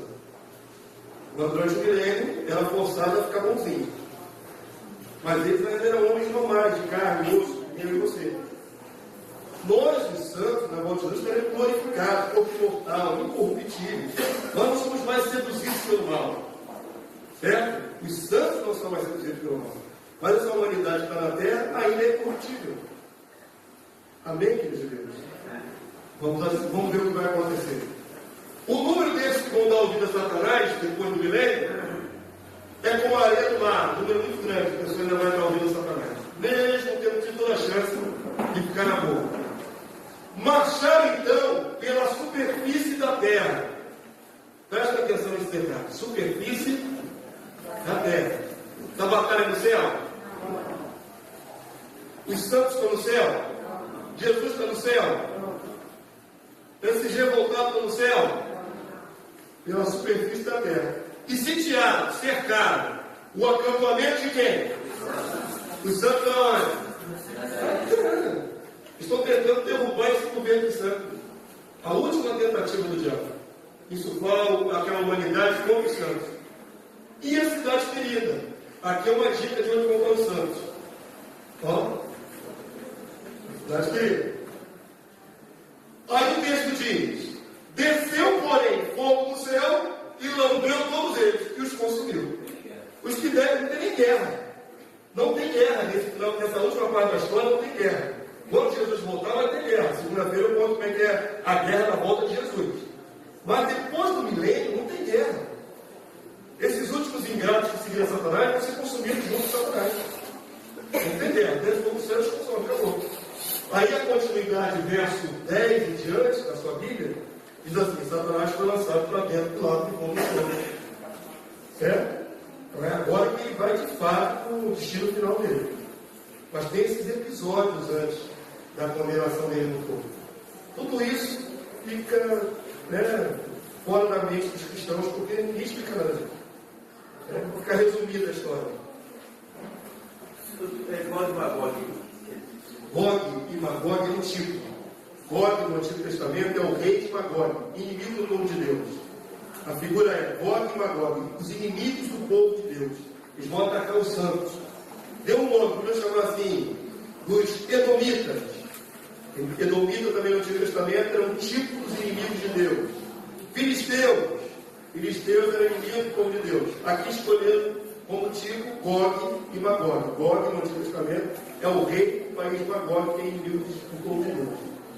Certo? Vamos adiante. Já tenho 12 minutos para falar um monte de coisa ainda. Vamos lá, rapidinho. Uma pena, a palavra está aqui. Muito bom, né, meu irmão? Glória a Deus por isso. Uma pena que outros não perseveraram. Se espantaram logo nas primeiras aulas. Aí perde. Fazer o quê? Por que não tiraram tudo? Não é liberado aqui para tirar tudo? É, e o livre-arbítrio? Ai, Jesus. Vai ser sempre assim, né? Vamos lá, vamos adiante. Após esse tempo, depois que acabar a última rebelião, depois do milênio, aí é aquela coisa linda que eu falei que eu ia mostrar a vocês. Jesus entrega o reino para o Pai. Jesus reinou junto com os irmãos dele, eu e você, por 1000 anos. Nós somos irmãozinhos de Jesus, está certo? Ele é o nosso irmão mais velho. Vou mostrar isso para você na Bíblia também. Nós reinamos com Jesus por 1000 anos. Quando terminar o milênio, o próprio Rei Jesus passa a bola para o Pai. Passa a bola no tempo tão.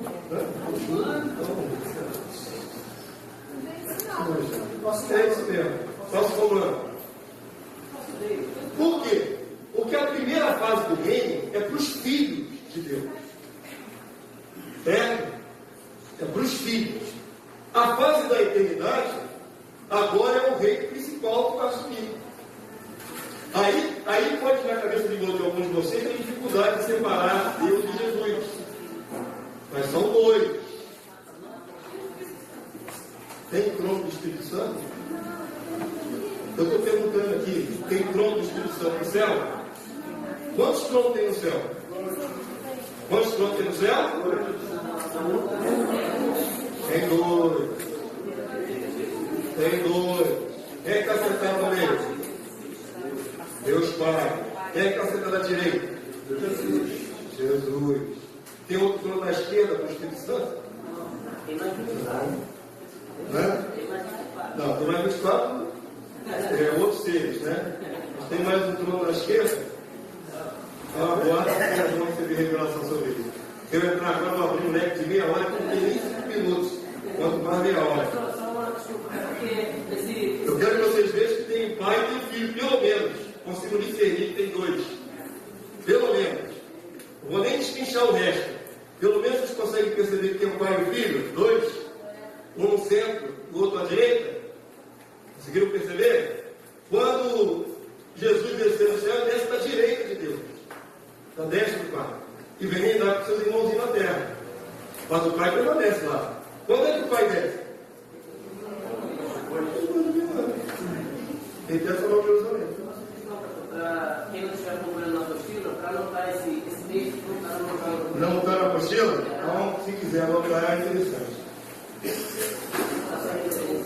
Anota sua referência. 1 Coríntios 15, 28. Às vezes esse versículo sobrou de uma outra versão. Esse seminário já foi mais comprido. Aí nós eliminamos alguns slides para poder ganhar tempo. A minha grande luta é com o tempo. Estou aqui desesperado, falta para mim 9 minutos. Eu tenho tanto para falar para vocês. Ai, Jesus, não vai nem bater aqui, meu irmão. O problema é o seguinte: tem aqui esposas, se chegar um pouquinho mais tarde, o marido vai pegar. Vai pegar pelas orelhas. Eu tenho que pensar em todo mundo, né?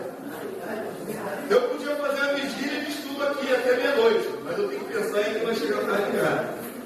Então, antes de iniciar, tem que tentar condensar dentro do tempo. Vou passar talvez alguns minutinhos. Alguns minutos só. Tá? Vou tentar passar o menos possível. 1 Coríntios 15, 28. Quando, porém, todas as coisas estiverem sujeitas, então, quem diz aqui a palavra de Deus? O próprio Filho, Jesus, também se sujeitará àquele que todas as coisas lhe sujeitou. Quem deu tudo a Jesus? Deus Pai. Agora chegou a hora do próprio Filho também, humildemente. Pai, estou aqui, o reino está estabelecido, não tem mais inimigo, Pai. Tudo para você, Pai. Para que Deus seja tudo, Deus Pai. Aqui o Filho, aqui Deus Pai. Na hora que o Filho já merecido tudo, Pai. Toma aqui agora o reino é totalmente seu. Uma das coisas mais lindas que eu vi. Se eu tivesse mais tempo, eu ia parafrasear isso de várias vezes. Então vamos avançar. O tempo acabou. Mas nesse descendência herdeira da promessa. Lembram ontem quando eu falei sobre Abraão? Né, para mostrar que ele tem uma promessa de possessão eterna? Não é isso? Quando vamos voltar a esse detalhe para ligar com a igreja. Eu, na última aula, não liguei com a igreja. Eu mostrei que tem Abraão e a descendência dele. Que descendência é essa? Certo? Está dentro da promessa. Vamos ver isso o mais rápido possível. Sem prejudicar o entendimento de vocês. Nessa nova fase agora, vocês viram um pouquinho do milênio, tá, queridos? Vocês viram só um pouquinho do milênio, viram? O milênio? Pastor, tem um outro módulo desse seminário. Seminário não é só essas 8 aulas, não. Tem mais 8. Porque cada assunto desse dá uma aula inteira. Tem uma aula só sobre o milênio. 2 horas só mostrando pessoas do milênio. Mas isso é uma segunda fase que eu ainda vou ver se Deus me permite fazer com vocês. Se vocês quiserem também, né? Aguentarem mais 8 aulas. E aguentar. Vamos lá, vamos devagarinho. Gênesis 15, 18.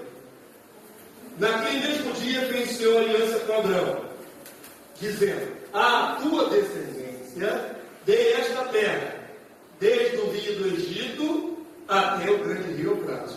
Qual é a diferença desse texto que eu mostrei ontem? Aqui agora dá limites territoriais.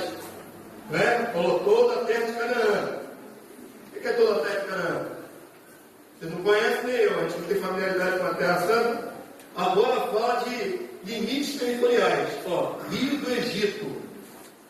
Esse é um limite territorial. Nilo. E o grande rio Eufrates, que é lá de onde procedeu, ali das marcas do Eufrates saiu Abraão. Eufrates existe até hoje. Lá na Mesopotâmia. O Tigre e o Eufrates, né? 2 rios famosos. Então, a Terra Santa tem limites territoriais. Vou mostrar agora. Mostra para mim. Para quem não tem uma noção geográfica, vou mostrar qual é o tamanho da Terra Santa prometida. O rio do Egito é aqui, ó. Esse aqui é o nordeste da África. Esse pedacinho aqui que o meu irmão está passando aqui, ó, é um pedacinho da África. O rio do Egito é na África, né? O Egito é aqui na África. Esse é o Nilo. Aqui é o delta do Nilo. Os 3 braços que vão o delta do Nilo. Limite ocidental. Né? Limite ocidental, o Mar Grande, que é o Mediterrâneo, e o Rio do Egito. Limite oriental, até onde vai a Terra Prometida? Grande Rio Eufrates.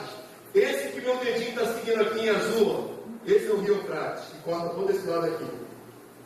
Limite sul, a palavra diz em outros versículos que nós não vamos ver agora por falta de tempo. Deserto da Arábia. Limite norte, o Líbano. Fica acima da terra de Israel. Esse quadrado mais claro seria, então, aproximadamente os limites da terra prometida a Abraão e a sua descendência.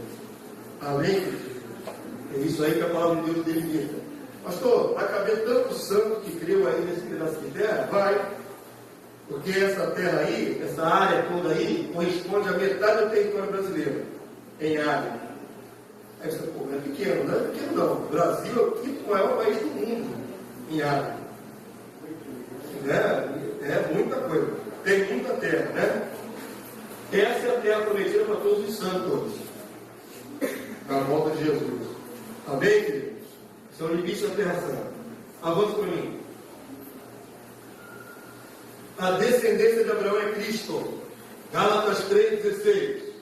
Ora, as promessas foram feitas a Abraão e aos seus descendentes. Já vi isso várias vezes.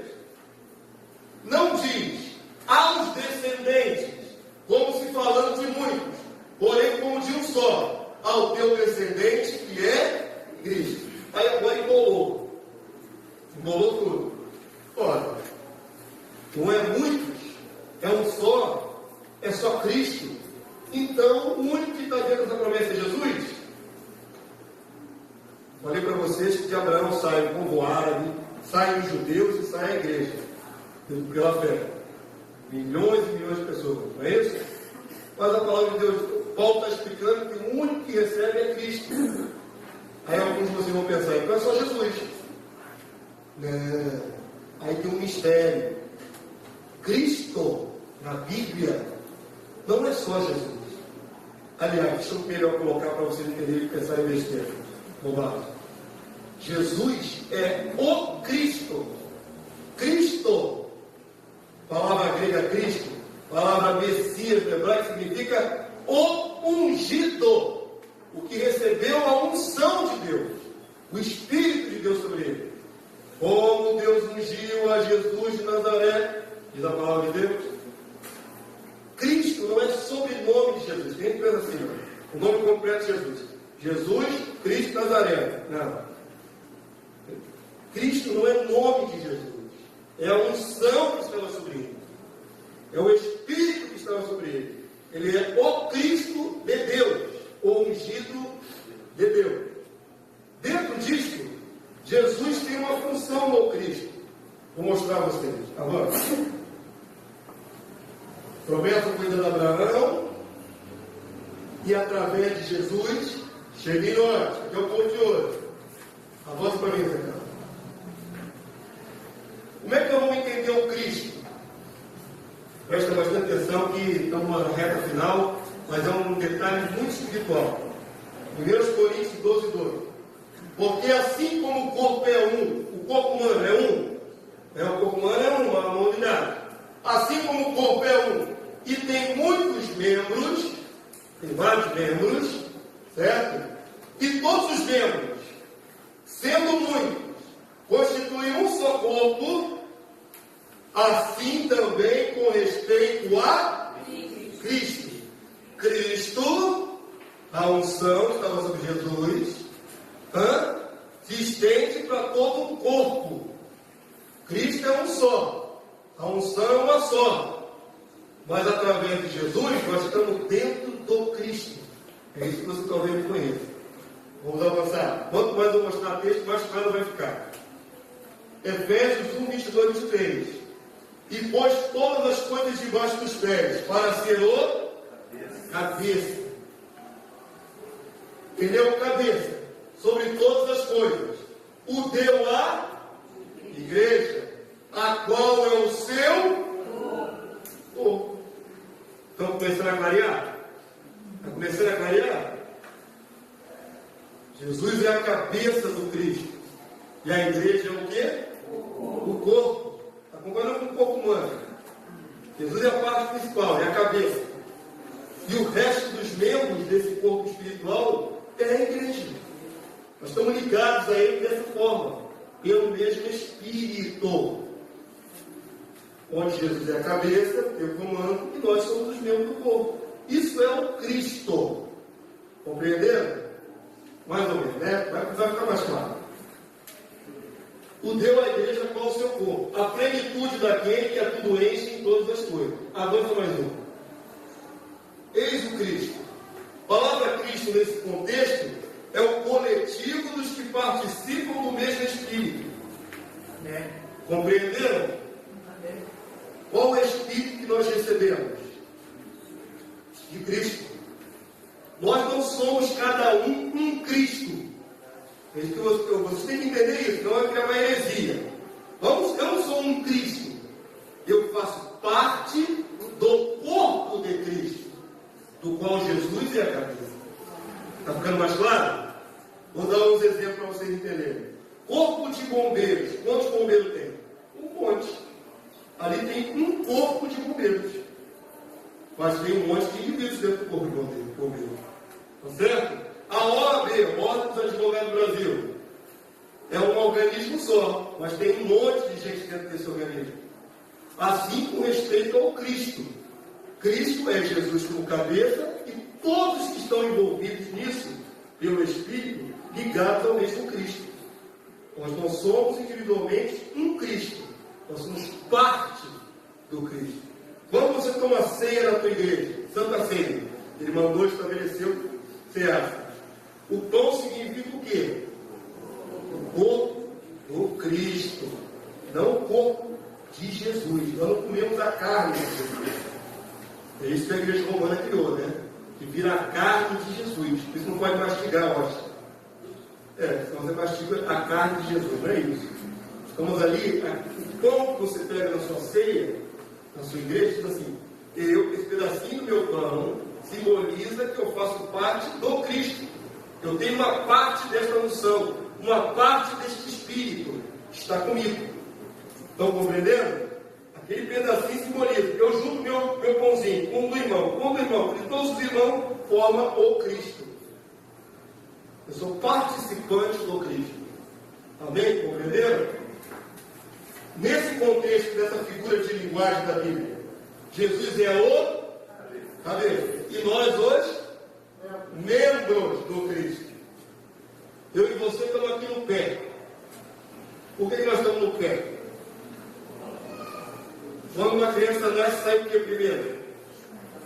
A capital. Quando nasce, mano. Já nasce gateando. Como nasce, mano? Quando a criança está dando a luz. Quando a criança nasce, sai o que primeiro? A cabeça. E por último, sai os pés. Certo? Então, esse corpo do Cristo já tem Jesus como cabeça. E muitos membros já passaram pela face da terra, fazendo parte desse Cristo. Eu e você somos os últimos. Certo? A última parte que compõe o Cristo somos nós. Amém, queridos? Compreenderam isso? Avança, meu filho. Hebreus 3,14. O texto é bem claro. Vamos lá? Vamos ler junto com o pastor. Porque, vamos juntos. Vocês estão cansados, eu também estou. Vamos lá. Porque nos temos tornado participantes de Cristo. Então, assim, participantes de Jesus. Diz aqui participantes de Jesus? Não. Participantes de Cristo, desse Cristo coletivo, que tem o mesmo Espírito. O Espírito compartilhado com todos os santos. Nos tornamos participantes de Cristo, da unção do Cristo. Agora tem a condicional. Se, vamos lá juntos? Se, de fato, guardarmos firmes até o fim a confiança que nele existe. Alguns fizeram parte deste corpo, receberam a unção e depois apostataram, deram as costas e voltaram para o mundo. Tiveram parte do Cristo, mas foram embora. A palavra de Deus não dá garantias plenas, não. Você tem livre-arbítrio. Se você perseverar até o fim. Por isso a palavra de Deus é clara. Quem perseverar até o fim? Amém, queridos? Primeira afirmativa é importante. Nós somos participantes. Tomamos parte nesta unção. O Espírito que nós recebemos provém do Senhor. Amém? Vai ficar mais claro numa aula mais avançada, mais adiante. Todo cristão é herdeiro junto com o pai Abraão. Não diz que a herança é para o Cristo. E já que eu e você somos parte do Cristo, nós estamos dentro da promessa do Abraão. É isso que aquela revelação está querendo mostrar. Gálatas 3:29. É onde a maioria dos cristãos não faz nem ideia que tem parte na herança do Abraão. Vamos ler juntos? Já é o último texto? Já, né? Então vamos ficar de pé, depois que a gente veja a hora. Já libero você. Paulo faz uma pergunta, uma proposição. Se vocês são de Cristo, você deve se perguntar: eu sou de Cristo? Sou. Se vocês são de Cristo, tem o si condicional ali, né? E se sois? A outra é cresce. Se vocês são de Cristo, pelo fato de vocês serem de Cristo, vocês estão dentro da promessa da Abraão. É isso que Paulo vai falar. Eu vou ser muito sincero. Certa vez nós tivemos que contar no outro ministério, deu a oportunidade de uma rádio evangélica. Botamos um programa lá, na igreja onde nós estávamos, eu, pastor, outro pastor, não fala pastor. Mas a rádio evangélica, uma bênção. Tinha chovido pedido de oração quando o programa estreou. Tinha 30, 20 pedidos, 30 pedidos de oração por programa. E nós orávamos um por um. Guardávamos um período do programa que era de 2 horas só para orar com os pedidos. E orando, e muita gente pedindo oração, e ao mesmo tempo pregando a palavra do Reino de Deus. Certa vez começamos a pregar sobre a herança que os santos têm junto com Abraão. o programa caiu de produção, ninguém mais começou a pedir mais nada. De tal forma que depois nós tivemos que sair do ar, abrimos mão de fazer o programa naquela hora. Sabe por quê, querido? O povo só queria só as suas bênçãos. O povo não queria saber se tinha ligação com a promessa da Abraão. Ninguém estava afim de saber se tem alguma coisa ligada com Abraão.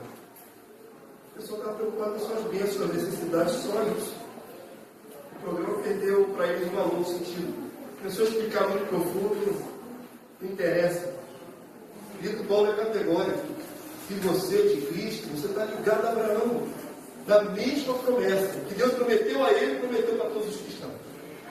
É isso que faltava na aula de ontem complementar. Nós estamos dentro desta promessa. Amém, queridos?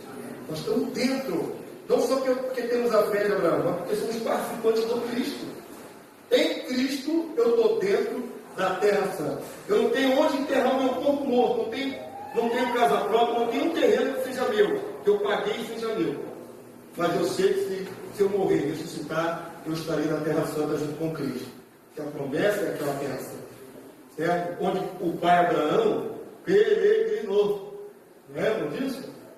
Aonde ele pisou com os pés dele, Deus prometeu dar a ele e a sua descendência, que é o Cristo.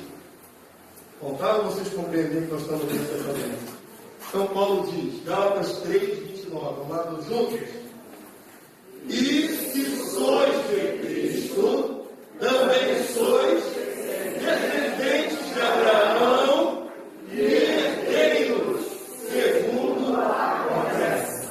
Amém? Onde que eu e você estamos? Dentro da mesma promessa, herdeiro da mesma promessa, dada ao pai Abraão. Amém? Então, dentro. Se você é de Cristo, você está dentro desta palavra. Amém? Se você é de Cristo. Eu sei que a maioria esmagadora dos seus irmãos das igrejas não sabem disso. Mas se você é de Cristo, está na mesma promessa. Em nome de Jesus. Amém? Outros rejeitam esse conhecimento, mas graças a Deus que o Senhor abriu esse entendimento de vocês para enxergar essa grandeza. Na segunda-feira, faça o seu melhor, vença todos os obstáculos, vença toda a dificuldade que nós vamos mostrar. Vamos voltar um pouquinho, nós avançamos lá no milênio, né? Vamos voltar um pouquinho, vamos mostrar como que vai acontecer na volta de Jesus. Detalhes, levantamento, batalha, tudo vai acontecer. Amém? É uma aula que vai encaixar. Ah, pastor, por que o senhor fala lá na frente para eu voltar? É estratégia do seminário. Mas você vai ter um complemento completo, você vai ter um entendimento completo, vai encaixar perfeitinho. E vai ficar tudo, né, uma linha cronológica tranquila, vai ficar tudo encaixadinho na sua mente. No nome de Jesus. Amém, querido? Quantos foram abençoados nessa noite? Amém. Nós não passamos muito tempo não, viu? Deus me deu graça, só passamos 12 minutos. Deixa eu liberar vocês, em nome de Jesus. Eu ainda falo mais umas 2 ou 3 horas. Né? Paulo falava o dia inteiro. Eu ainda falo, mas pelo menos mais umas 3 horas, sem cansar. O Eutico não aguentou o sermão, caiu da minha janela, né? Então ninguém aqui que nem Eutico, não. Vamos orar ao Senhor, agradecer a Deus por essa noite, tudo que compartilhou com vocês, pelo que foi acrescentado. Vamos orar para que o diabo não roube dos vossos corações essa palavra. Pai Santo, nós te louvamos, Senhor. Bendito seja o Deus da nossa vida. Bendito sejas tu, nosso Pai. Louvado e engrandecido seja o Senhor. Aleluia. Deus que nos tem abençoado com a tua palavra. Deus que nos tem aberto os olhos.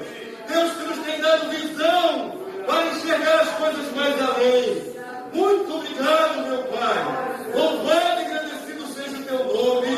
Porque o Senhor tem ocultado isso dos sábios, mas tem dado a nós, teus pequeninos, olhos para ver. Louvado sejas tu, meu Deus. Eu clamo nesta hora, Paizinho, abençoa estes teus filhos, para que aquilo que foi ministrado aos seus corações jamais seja retirado. Senhor, em nome de Jesus, que a mente, o coração dos teus servos possa se dilatar cada vez mais, para receber ainda mais da tua parte. Dá a cada uma porção, Senhor. Dá a cada uma porção da tua palavra. A revelação completa. Completa esta obra no coração dos teus filhos. Faz esta obra magnífica, que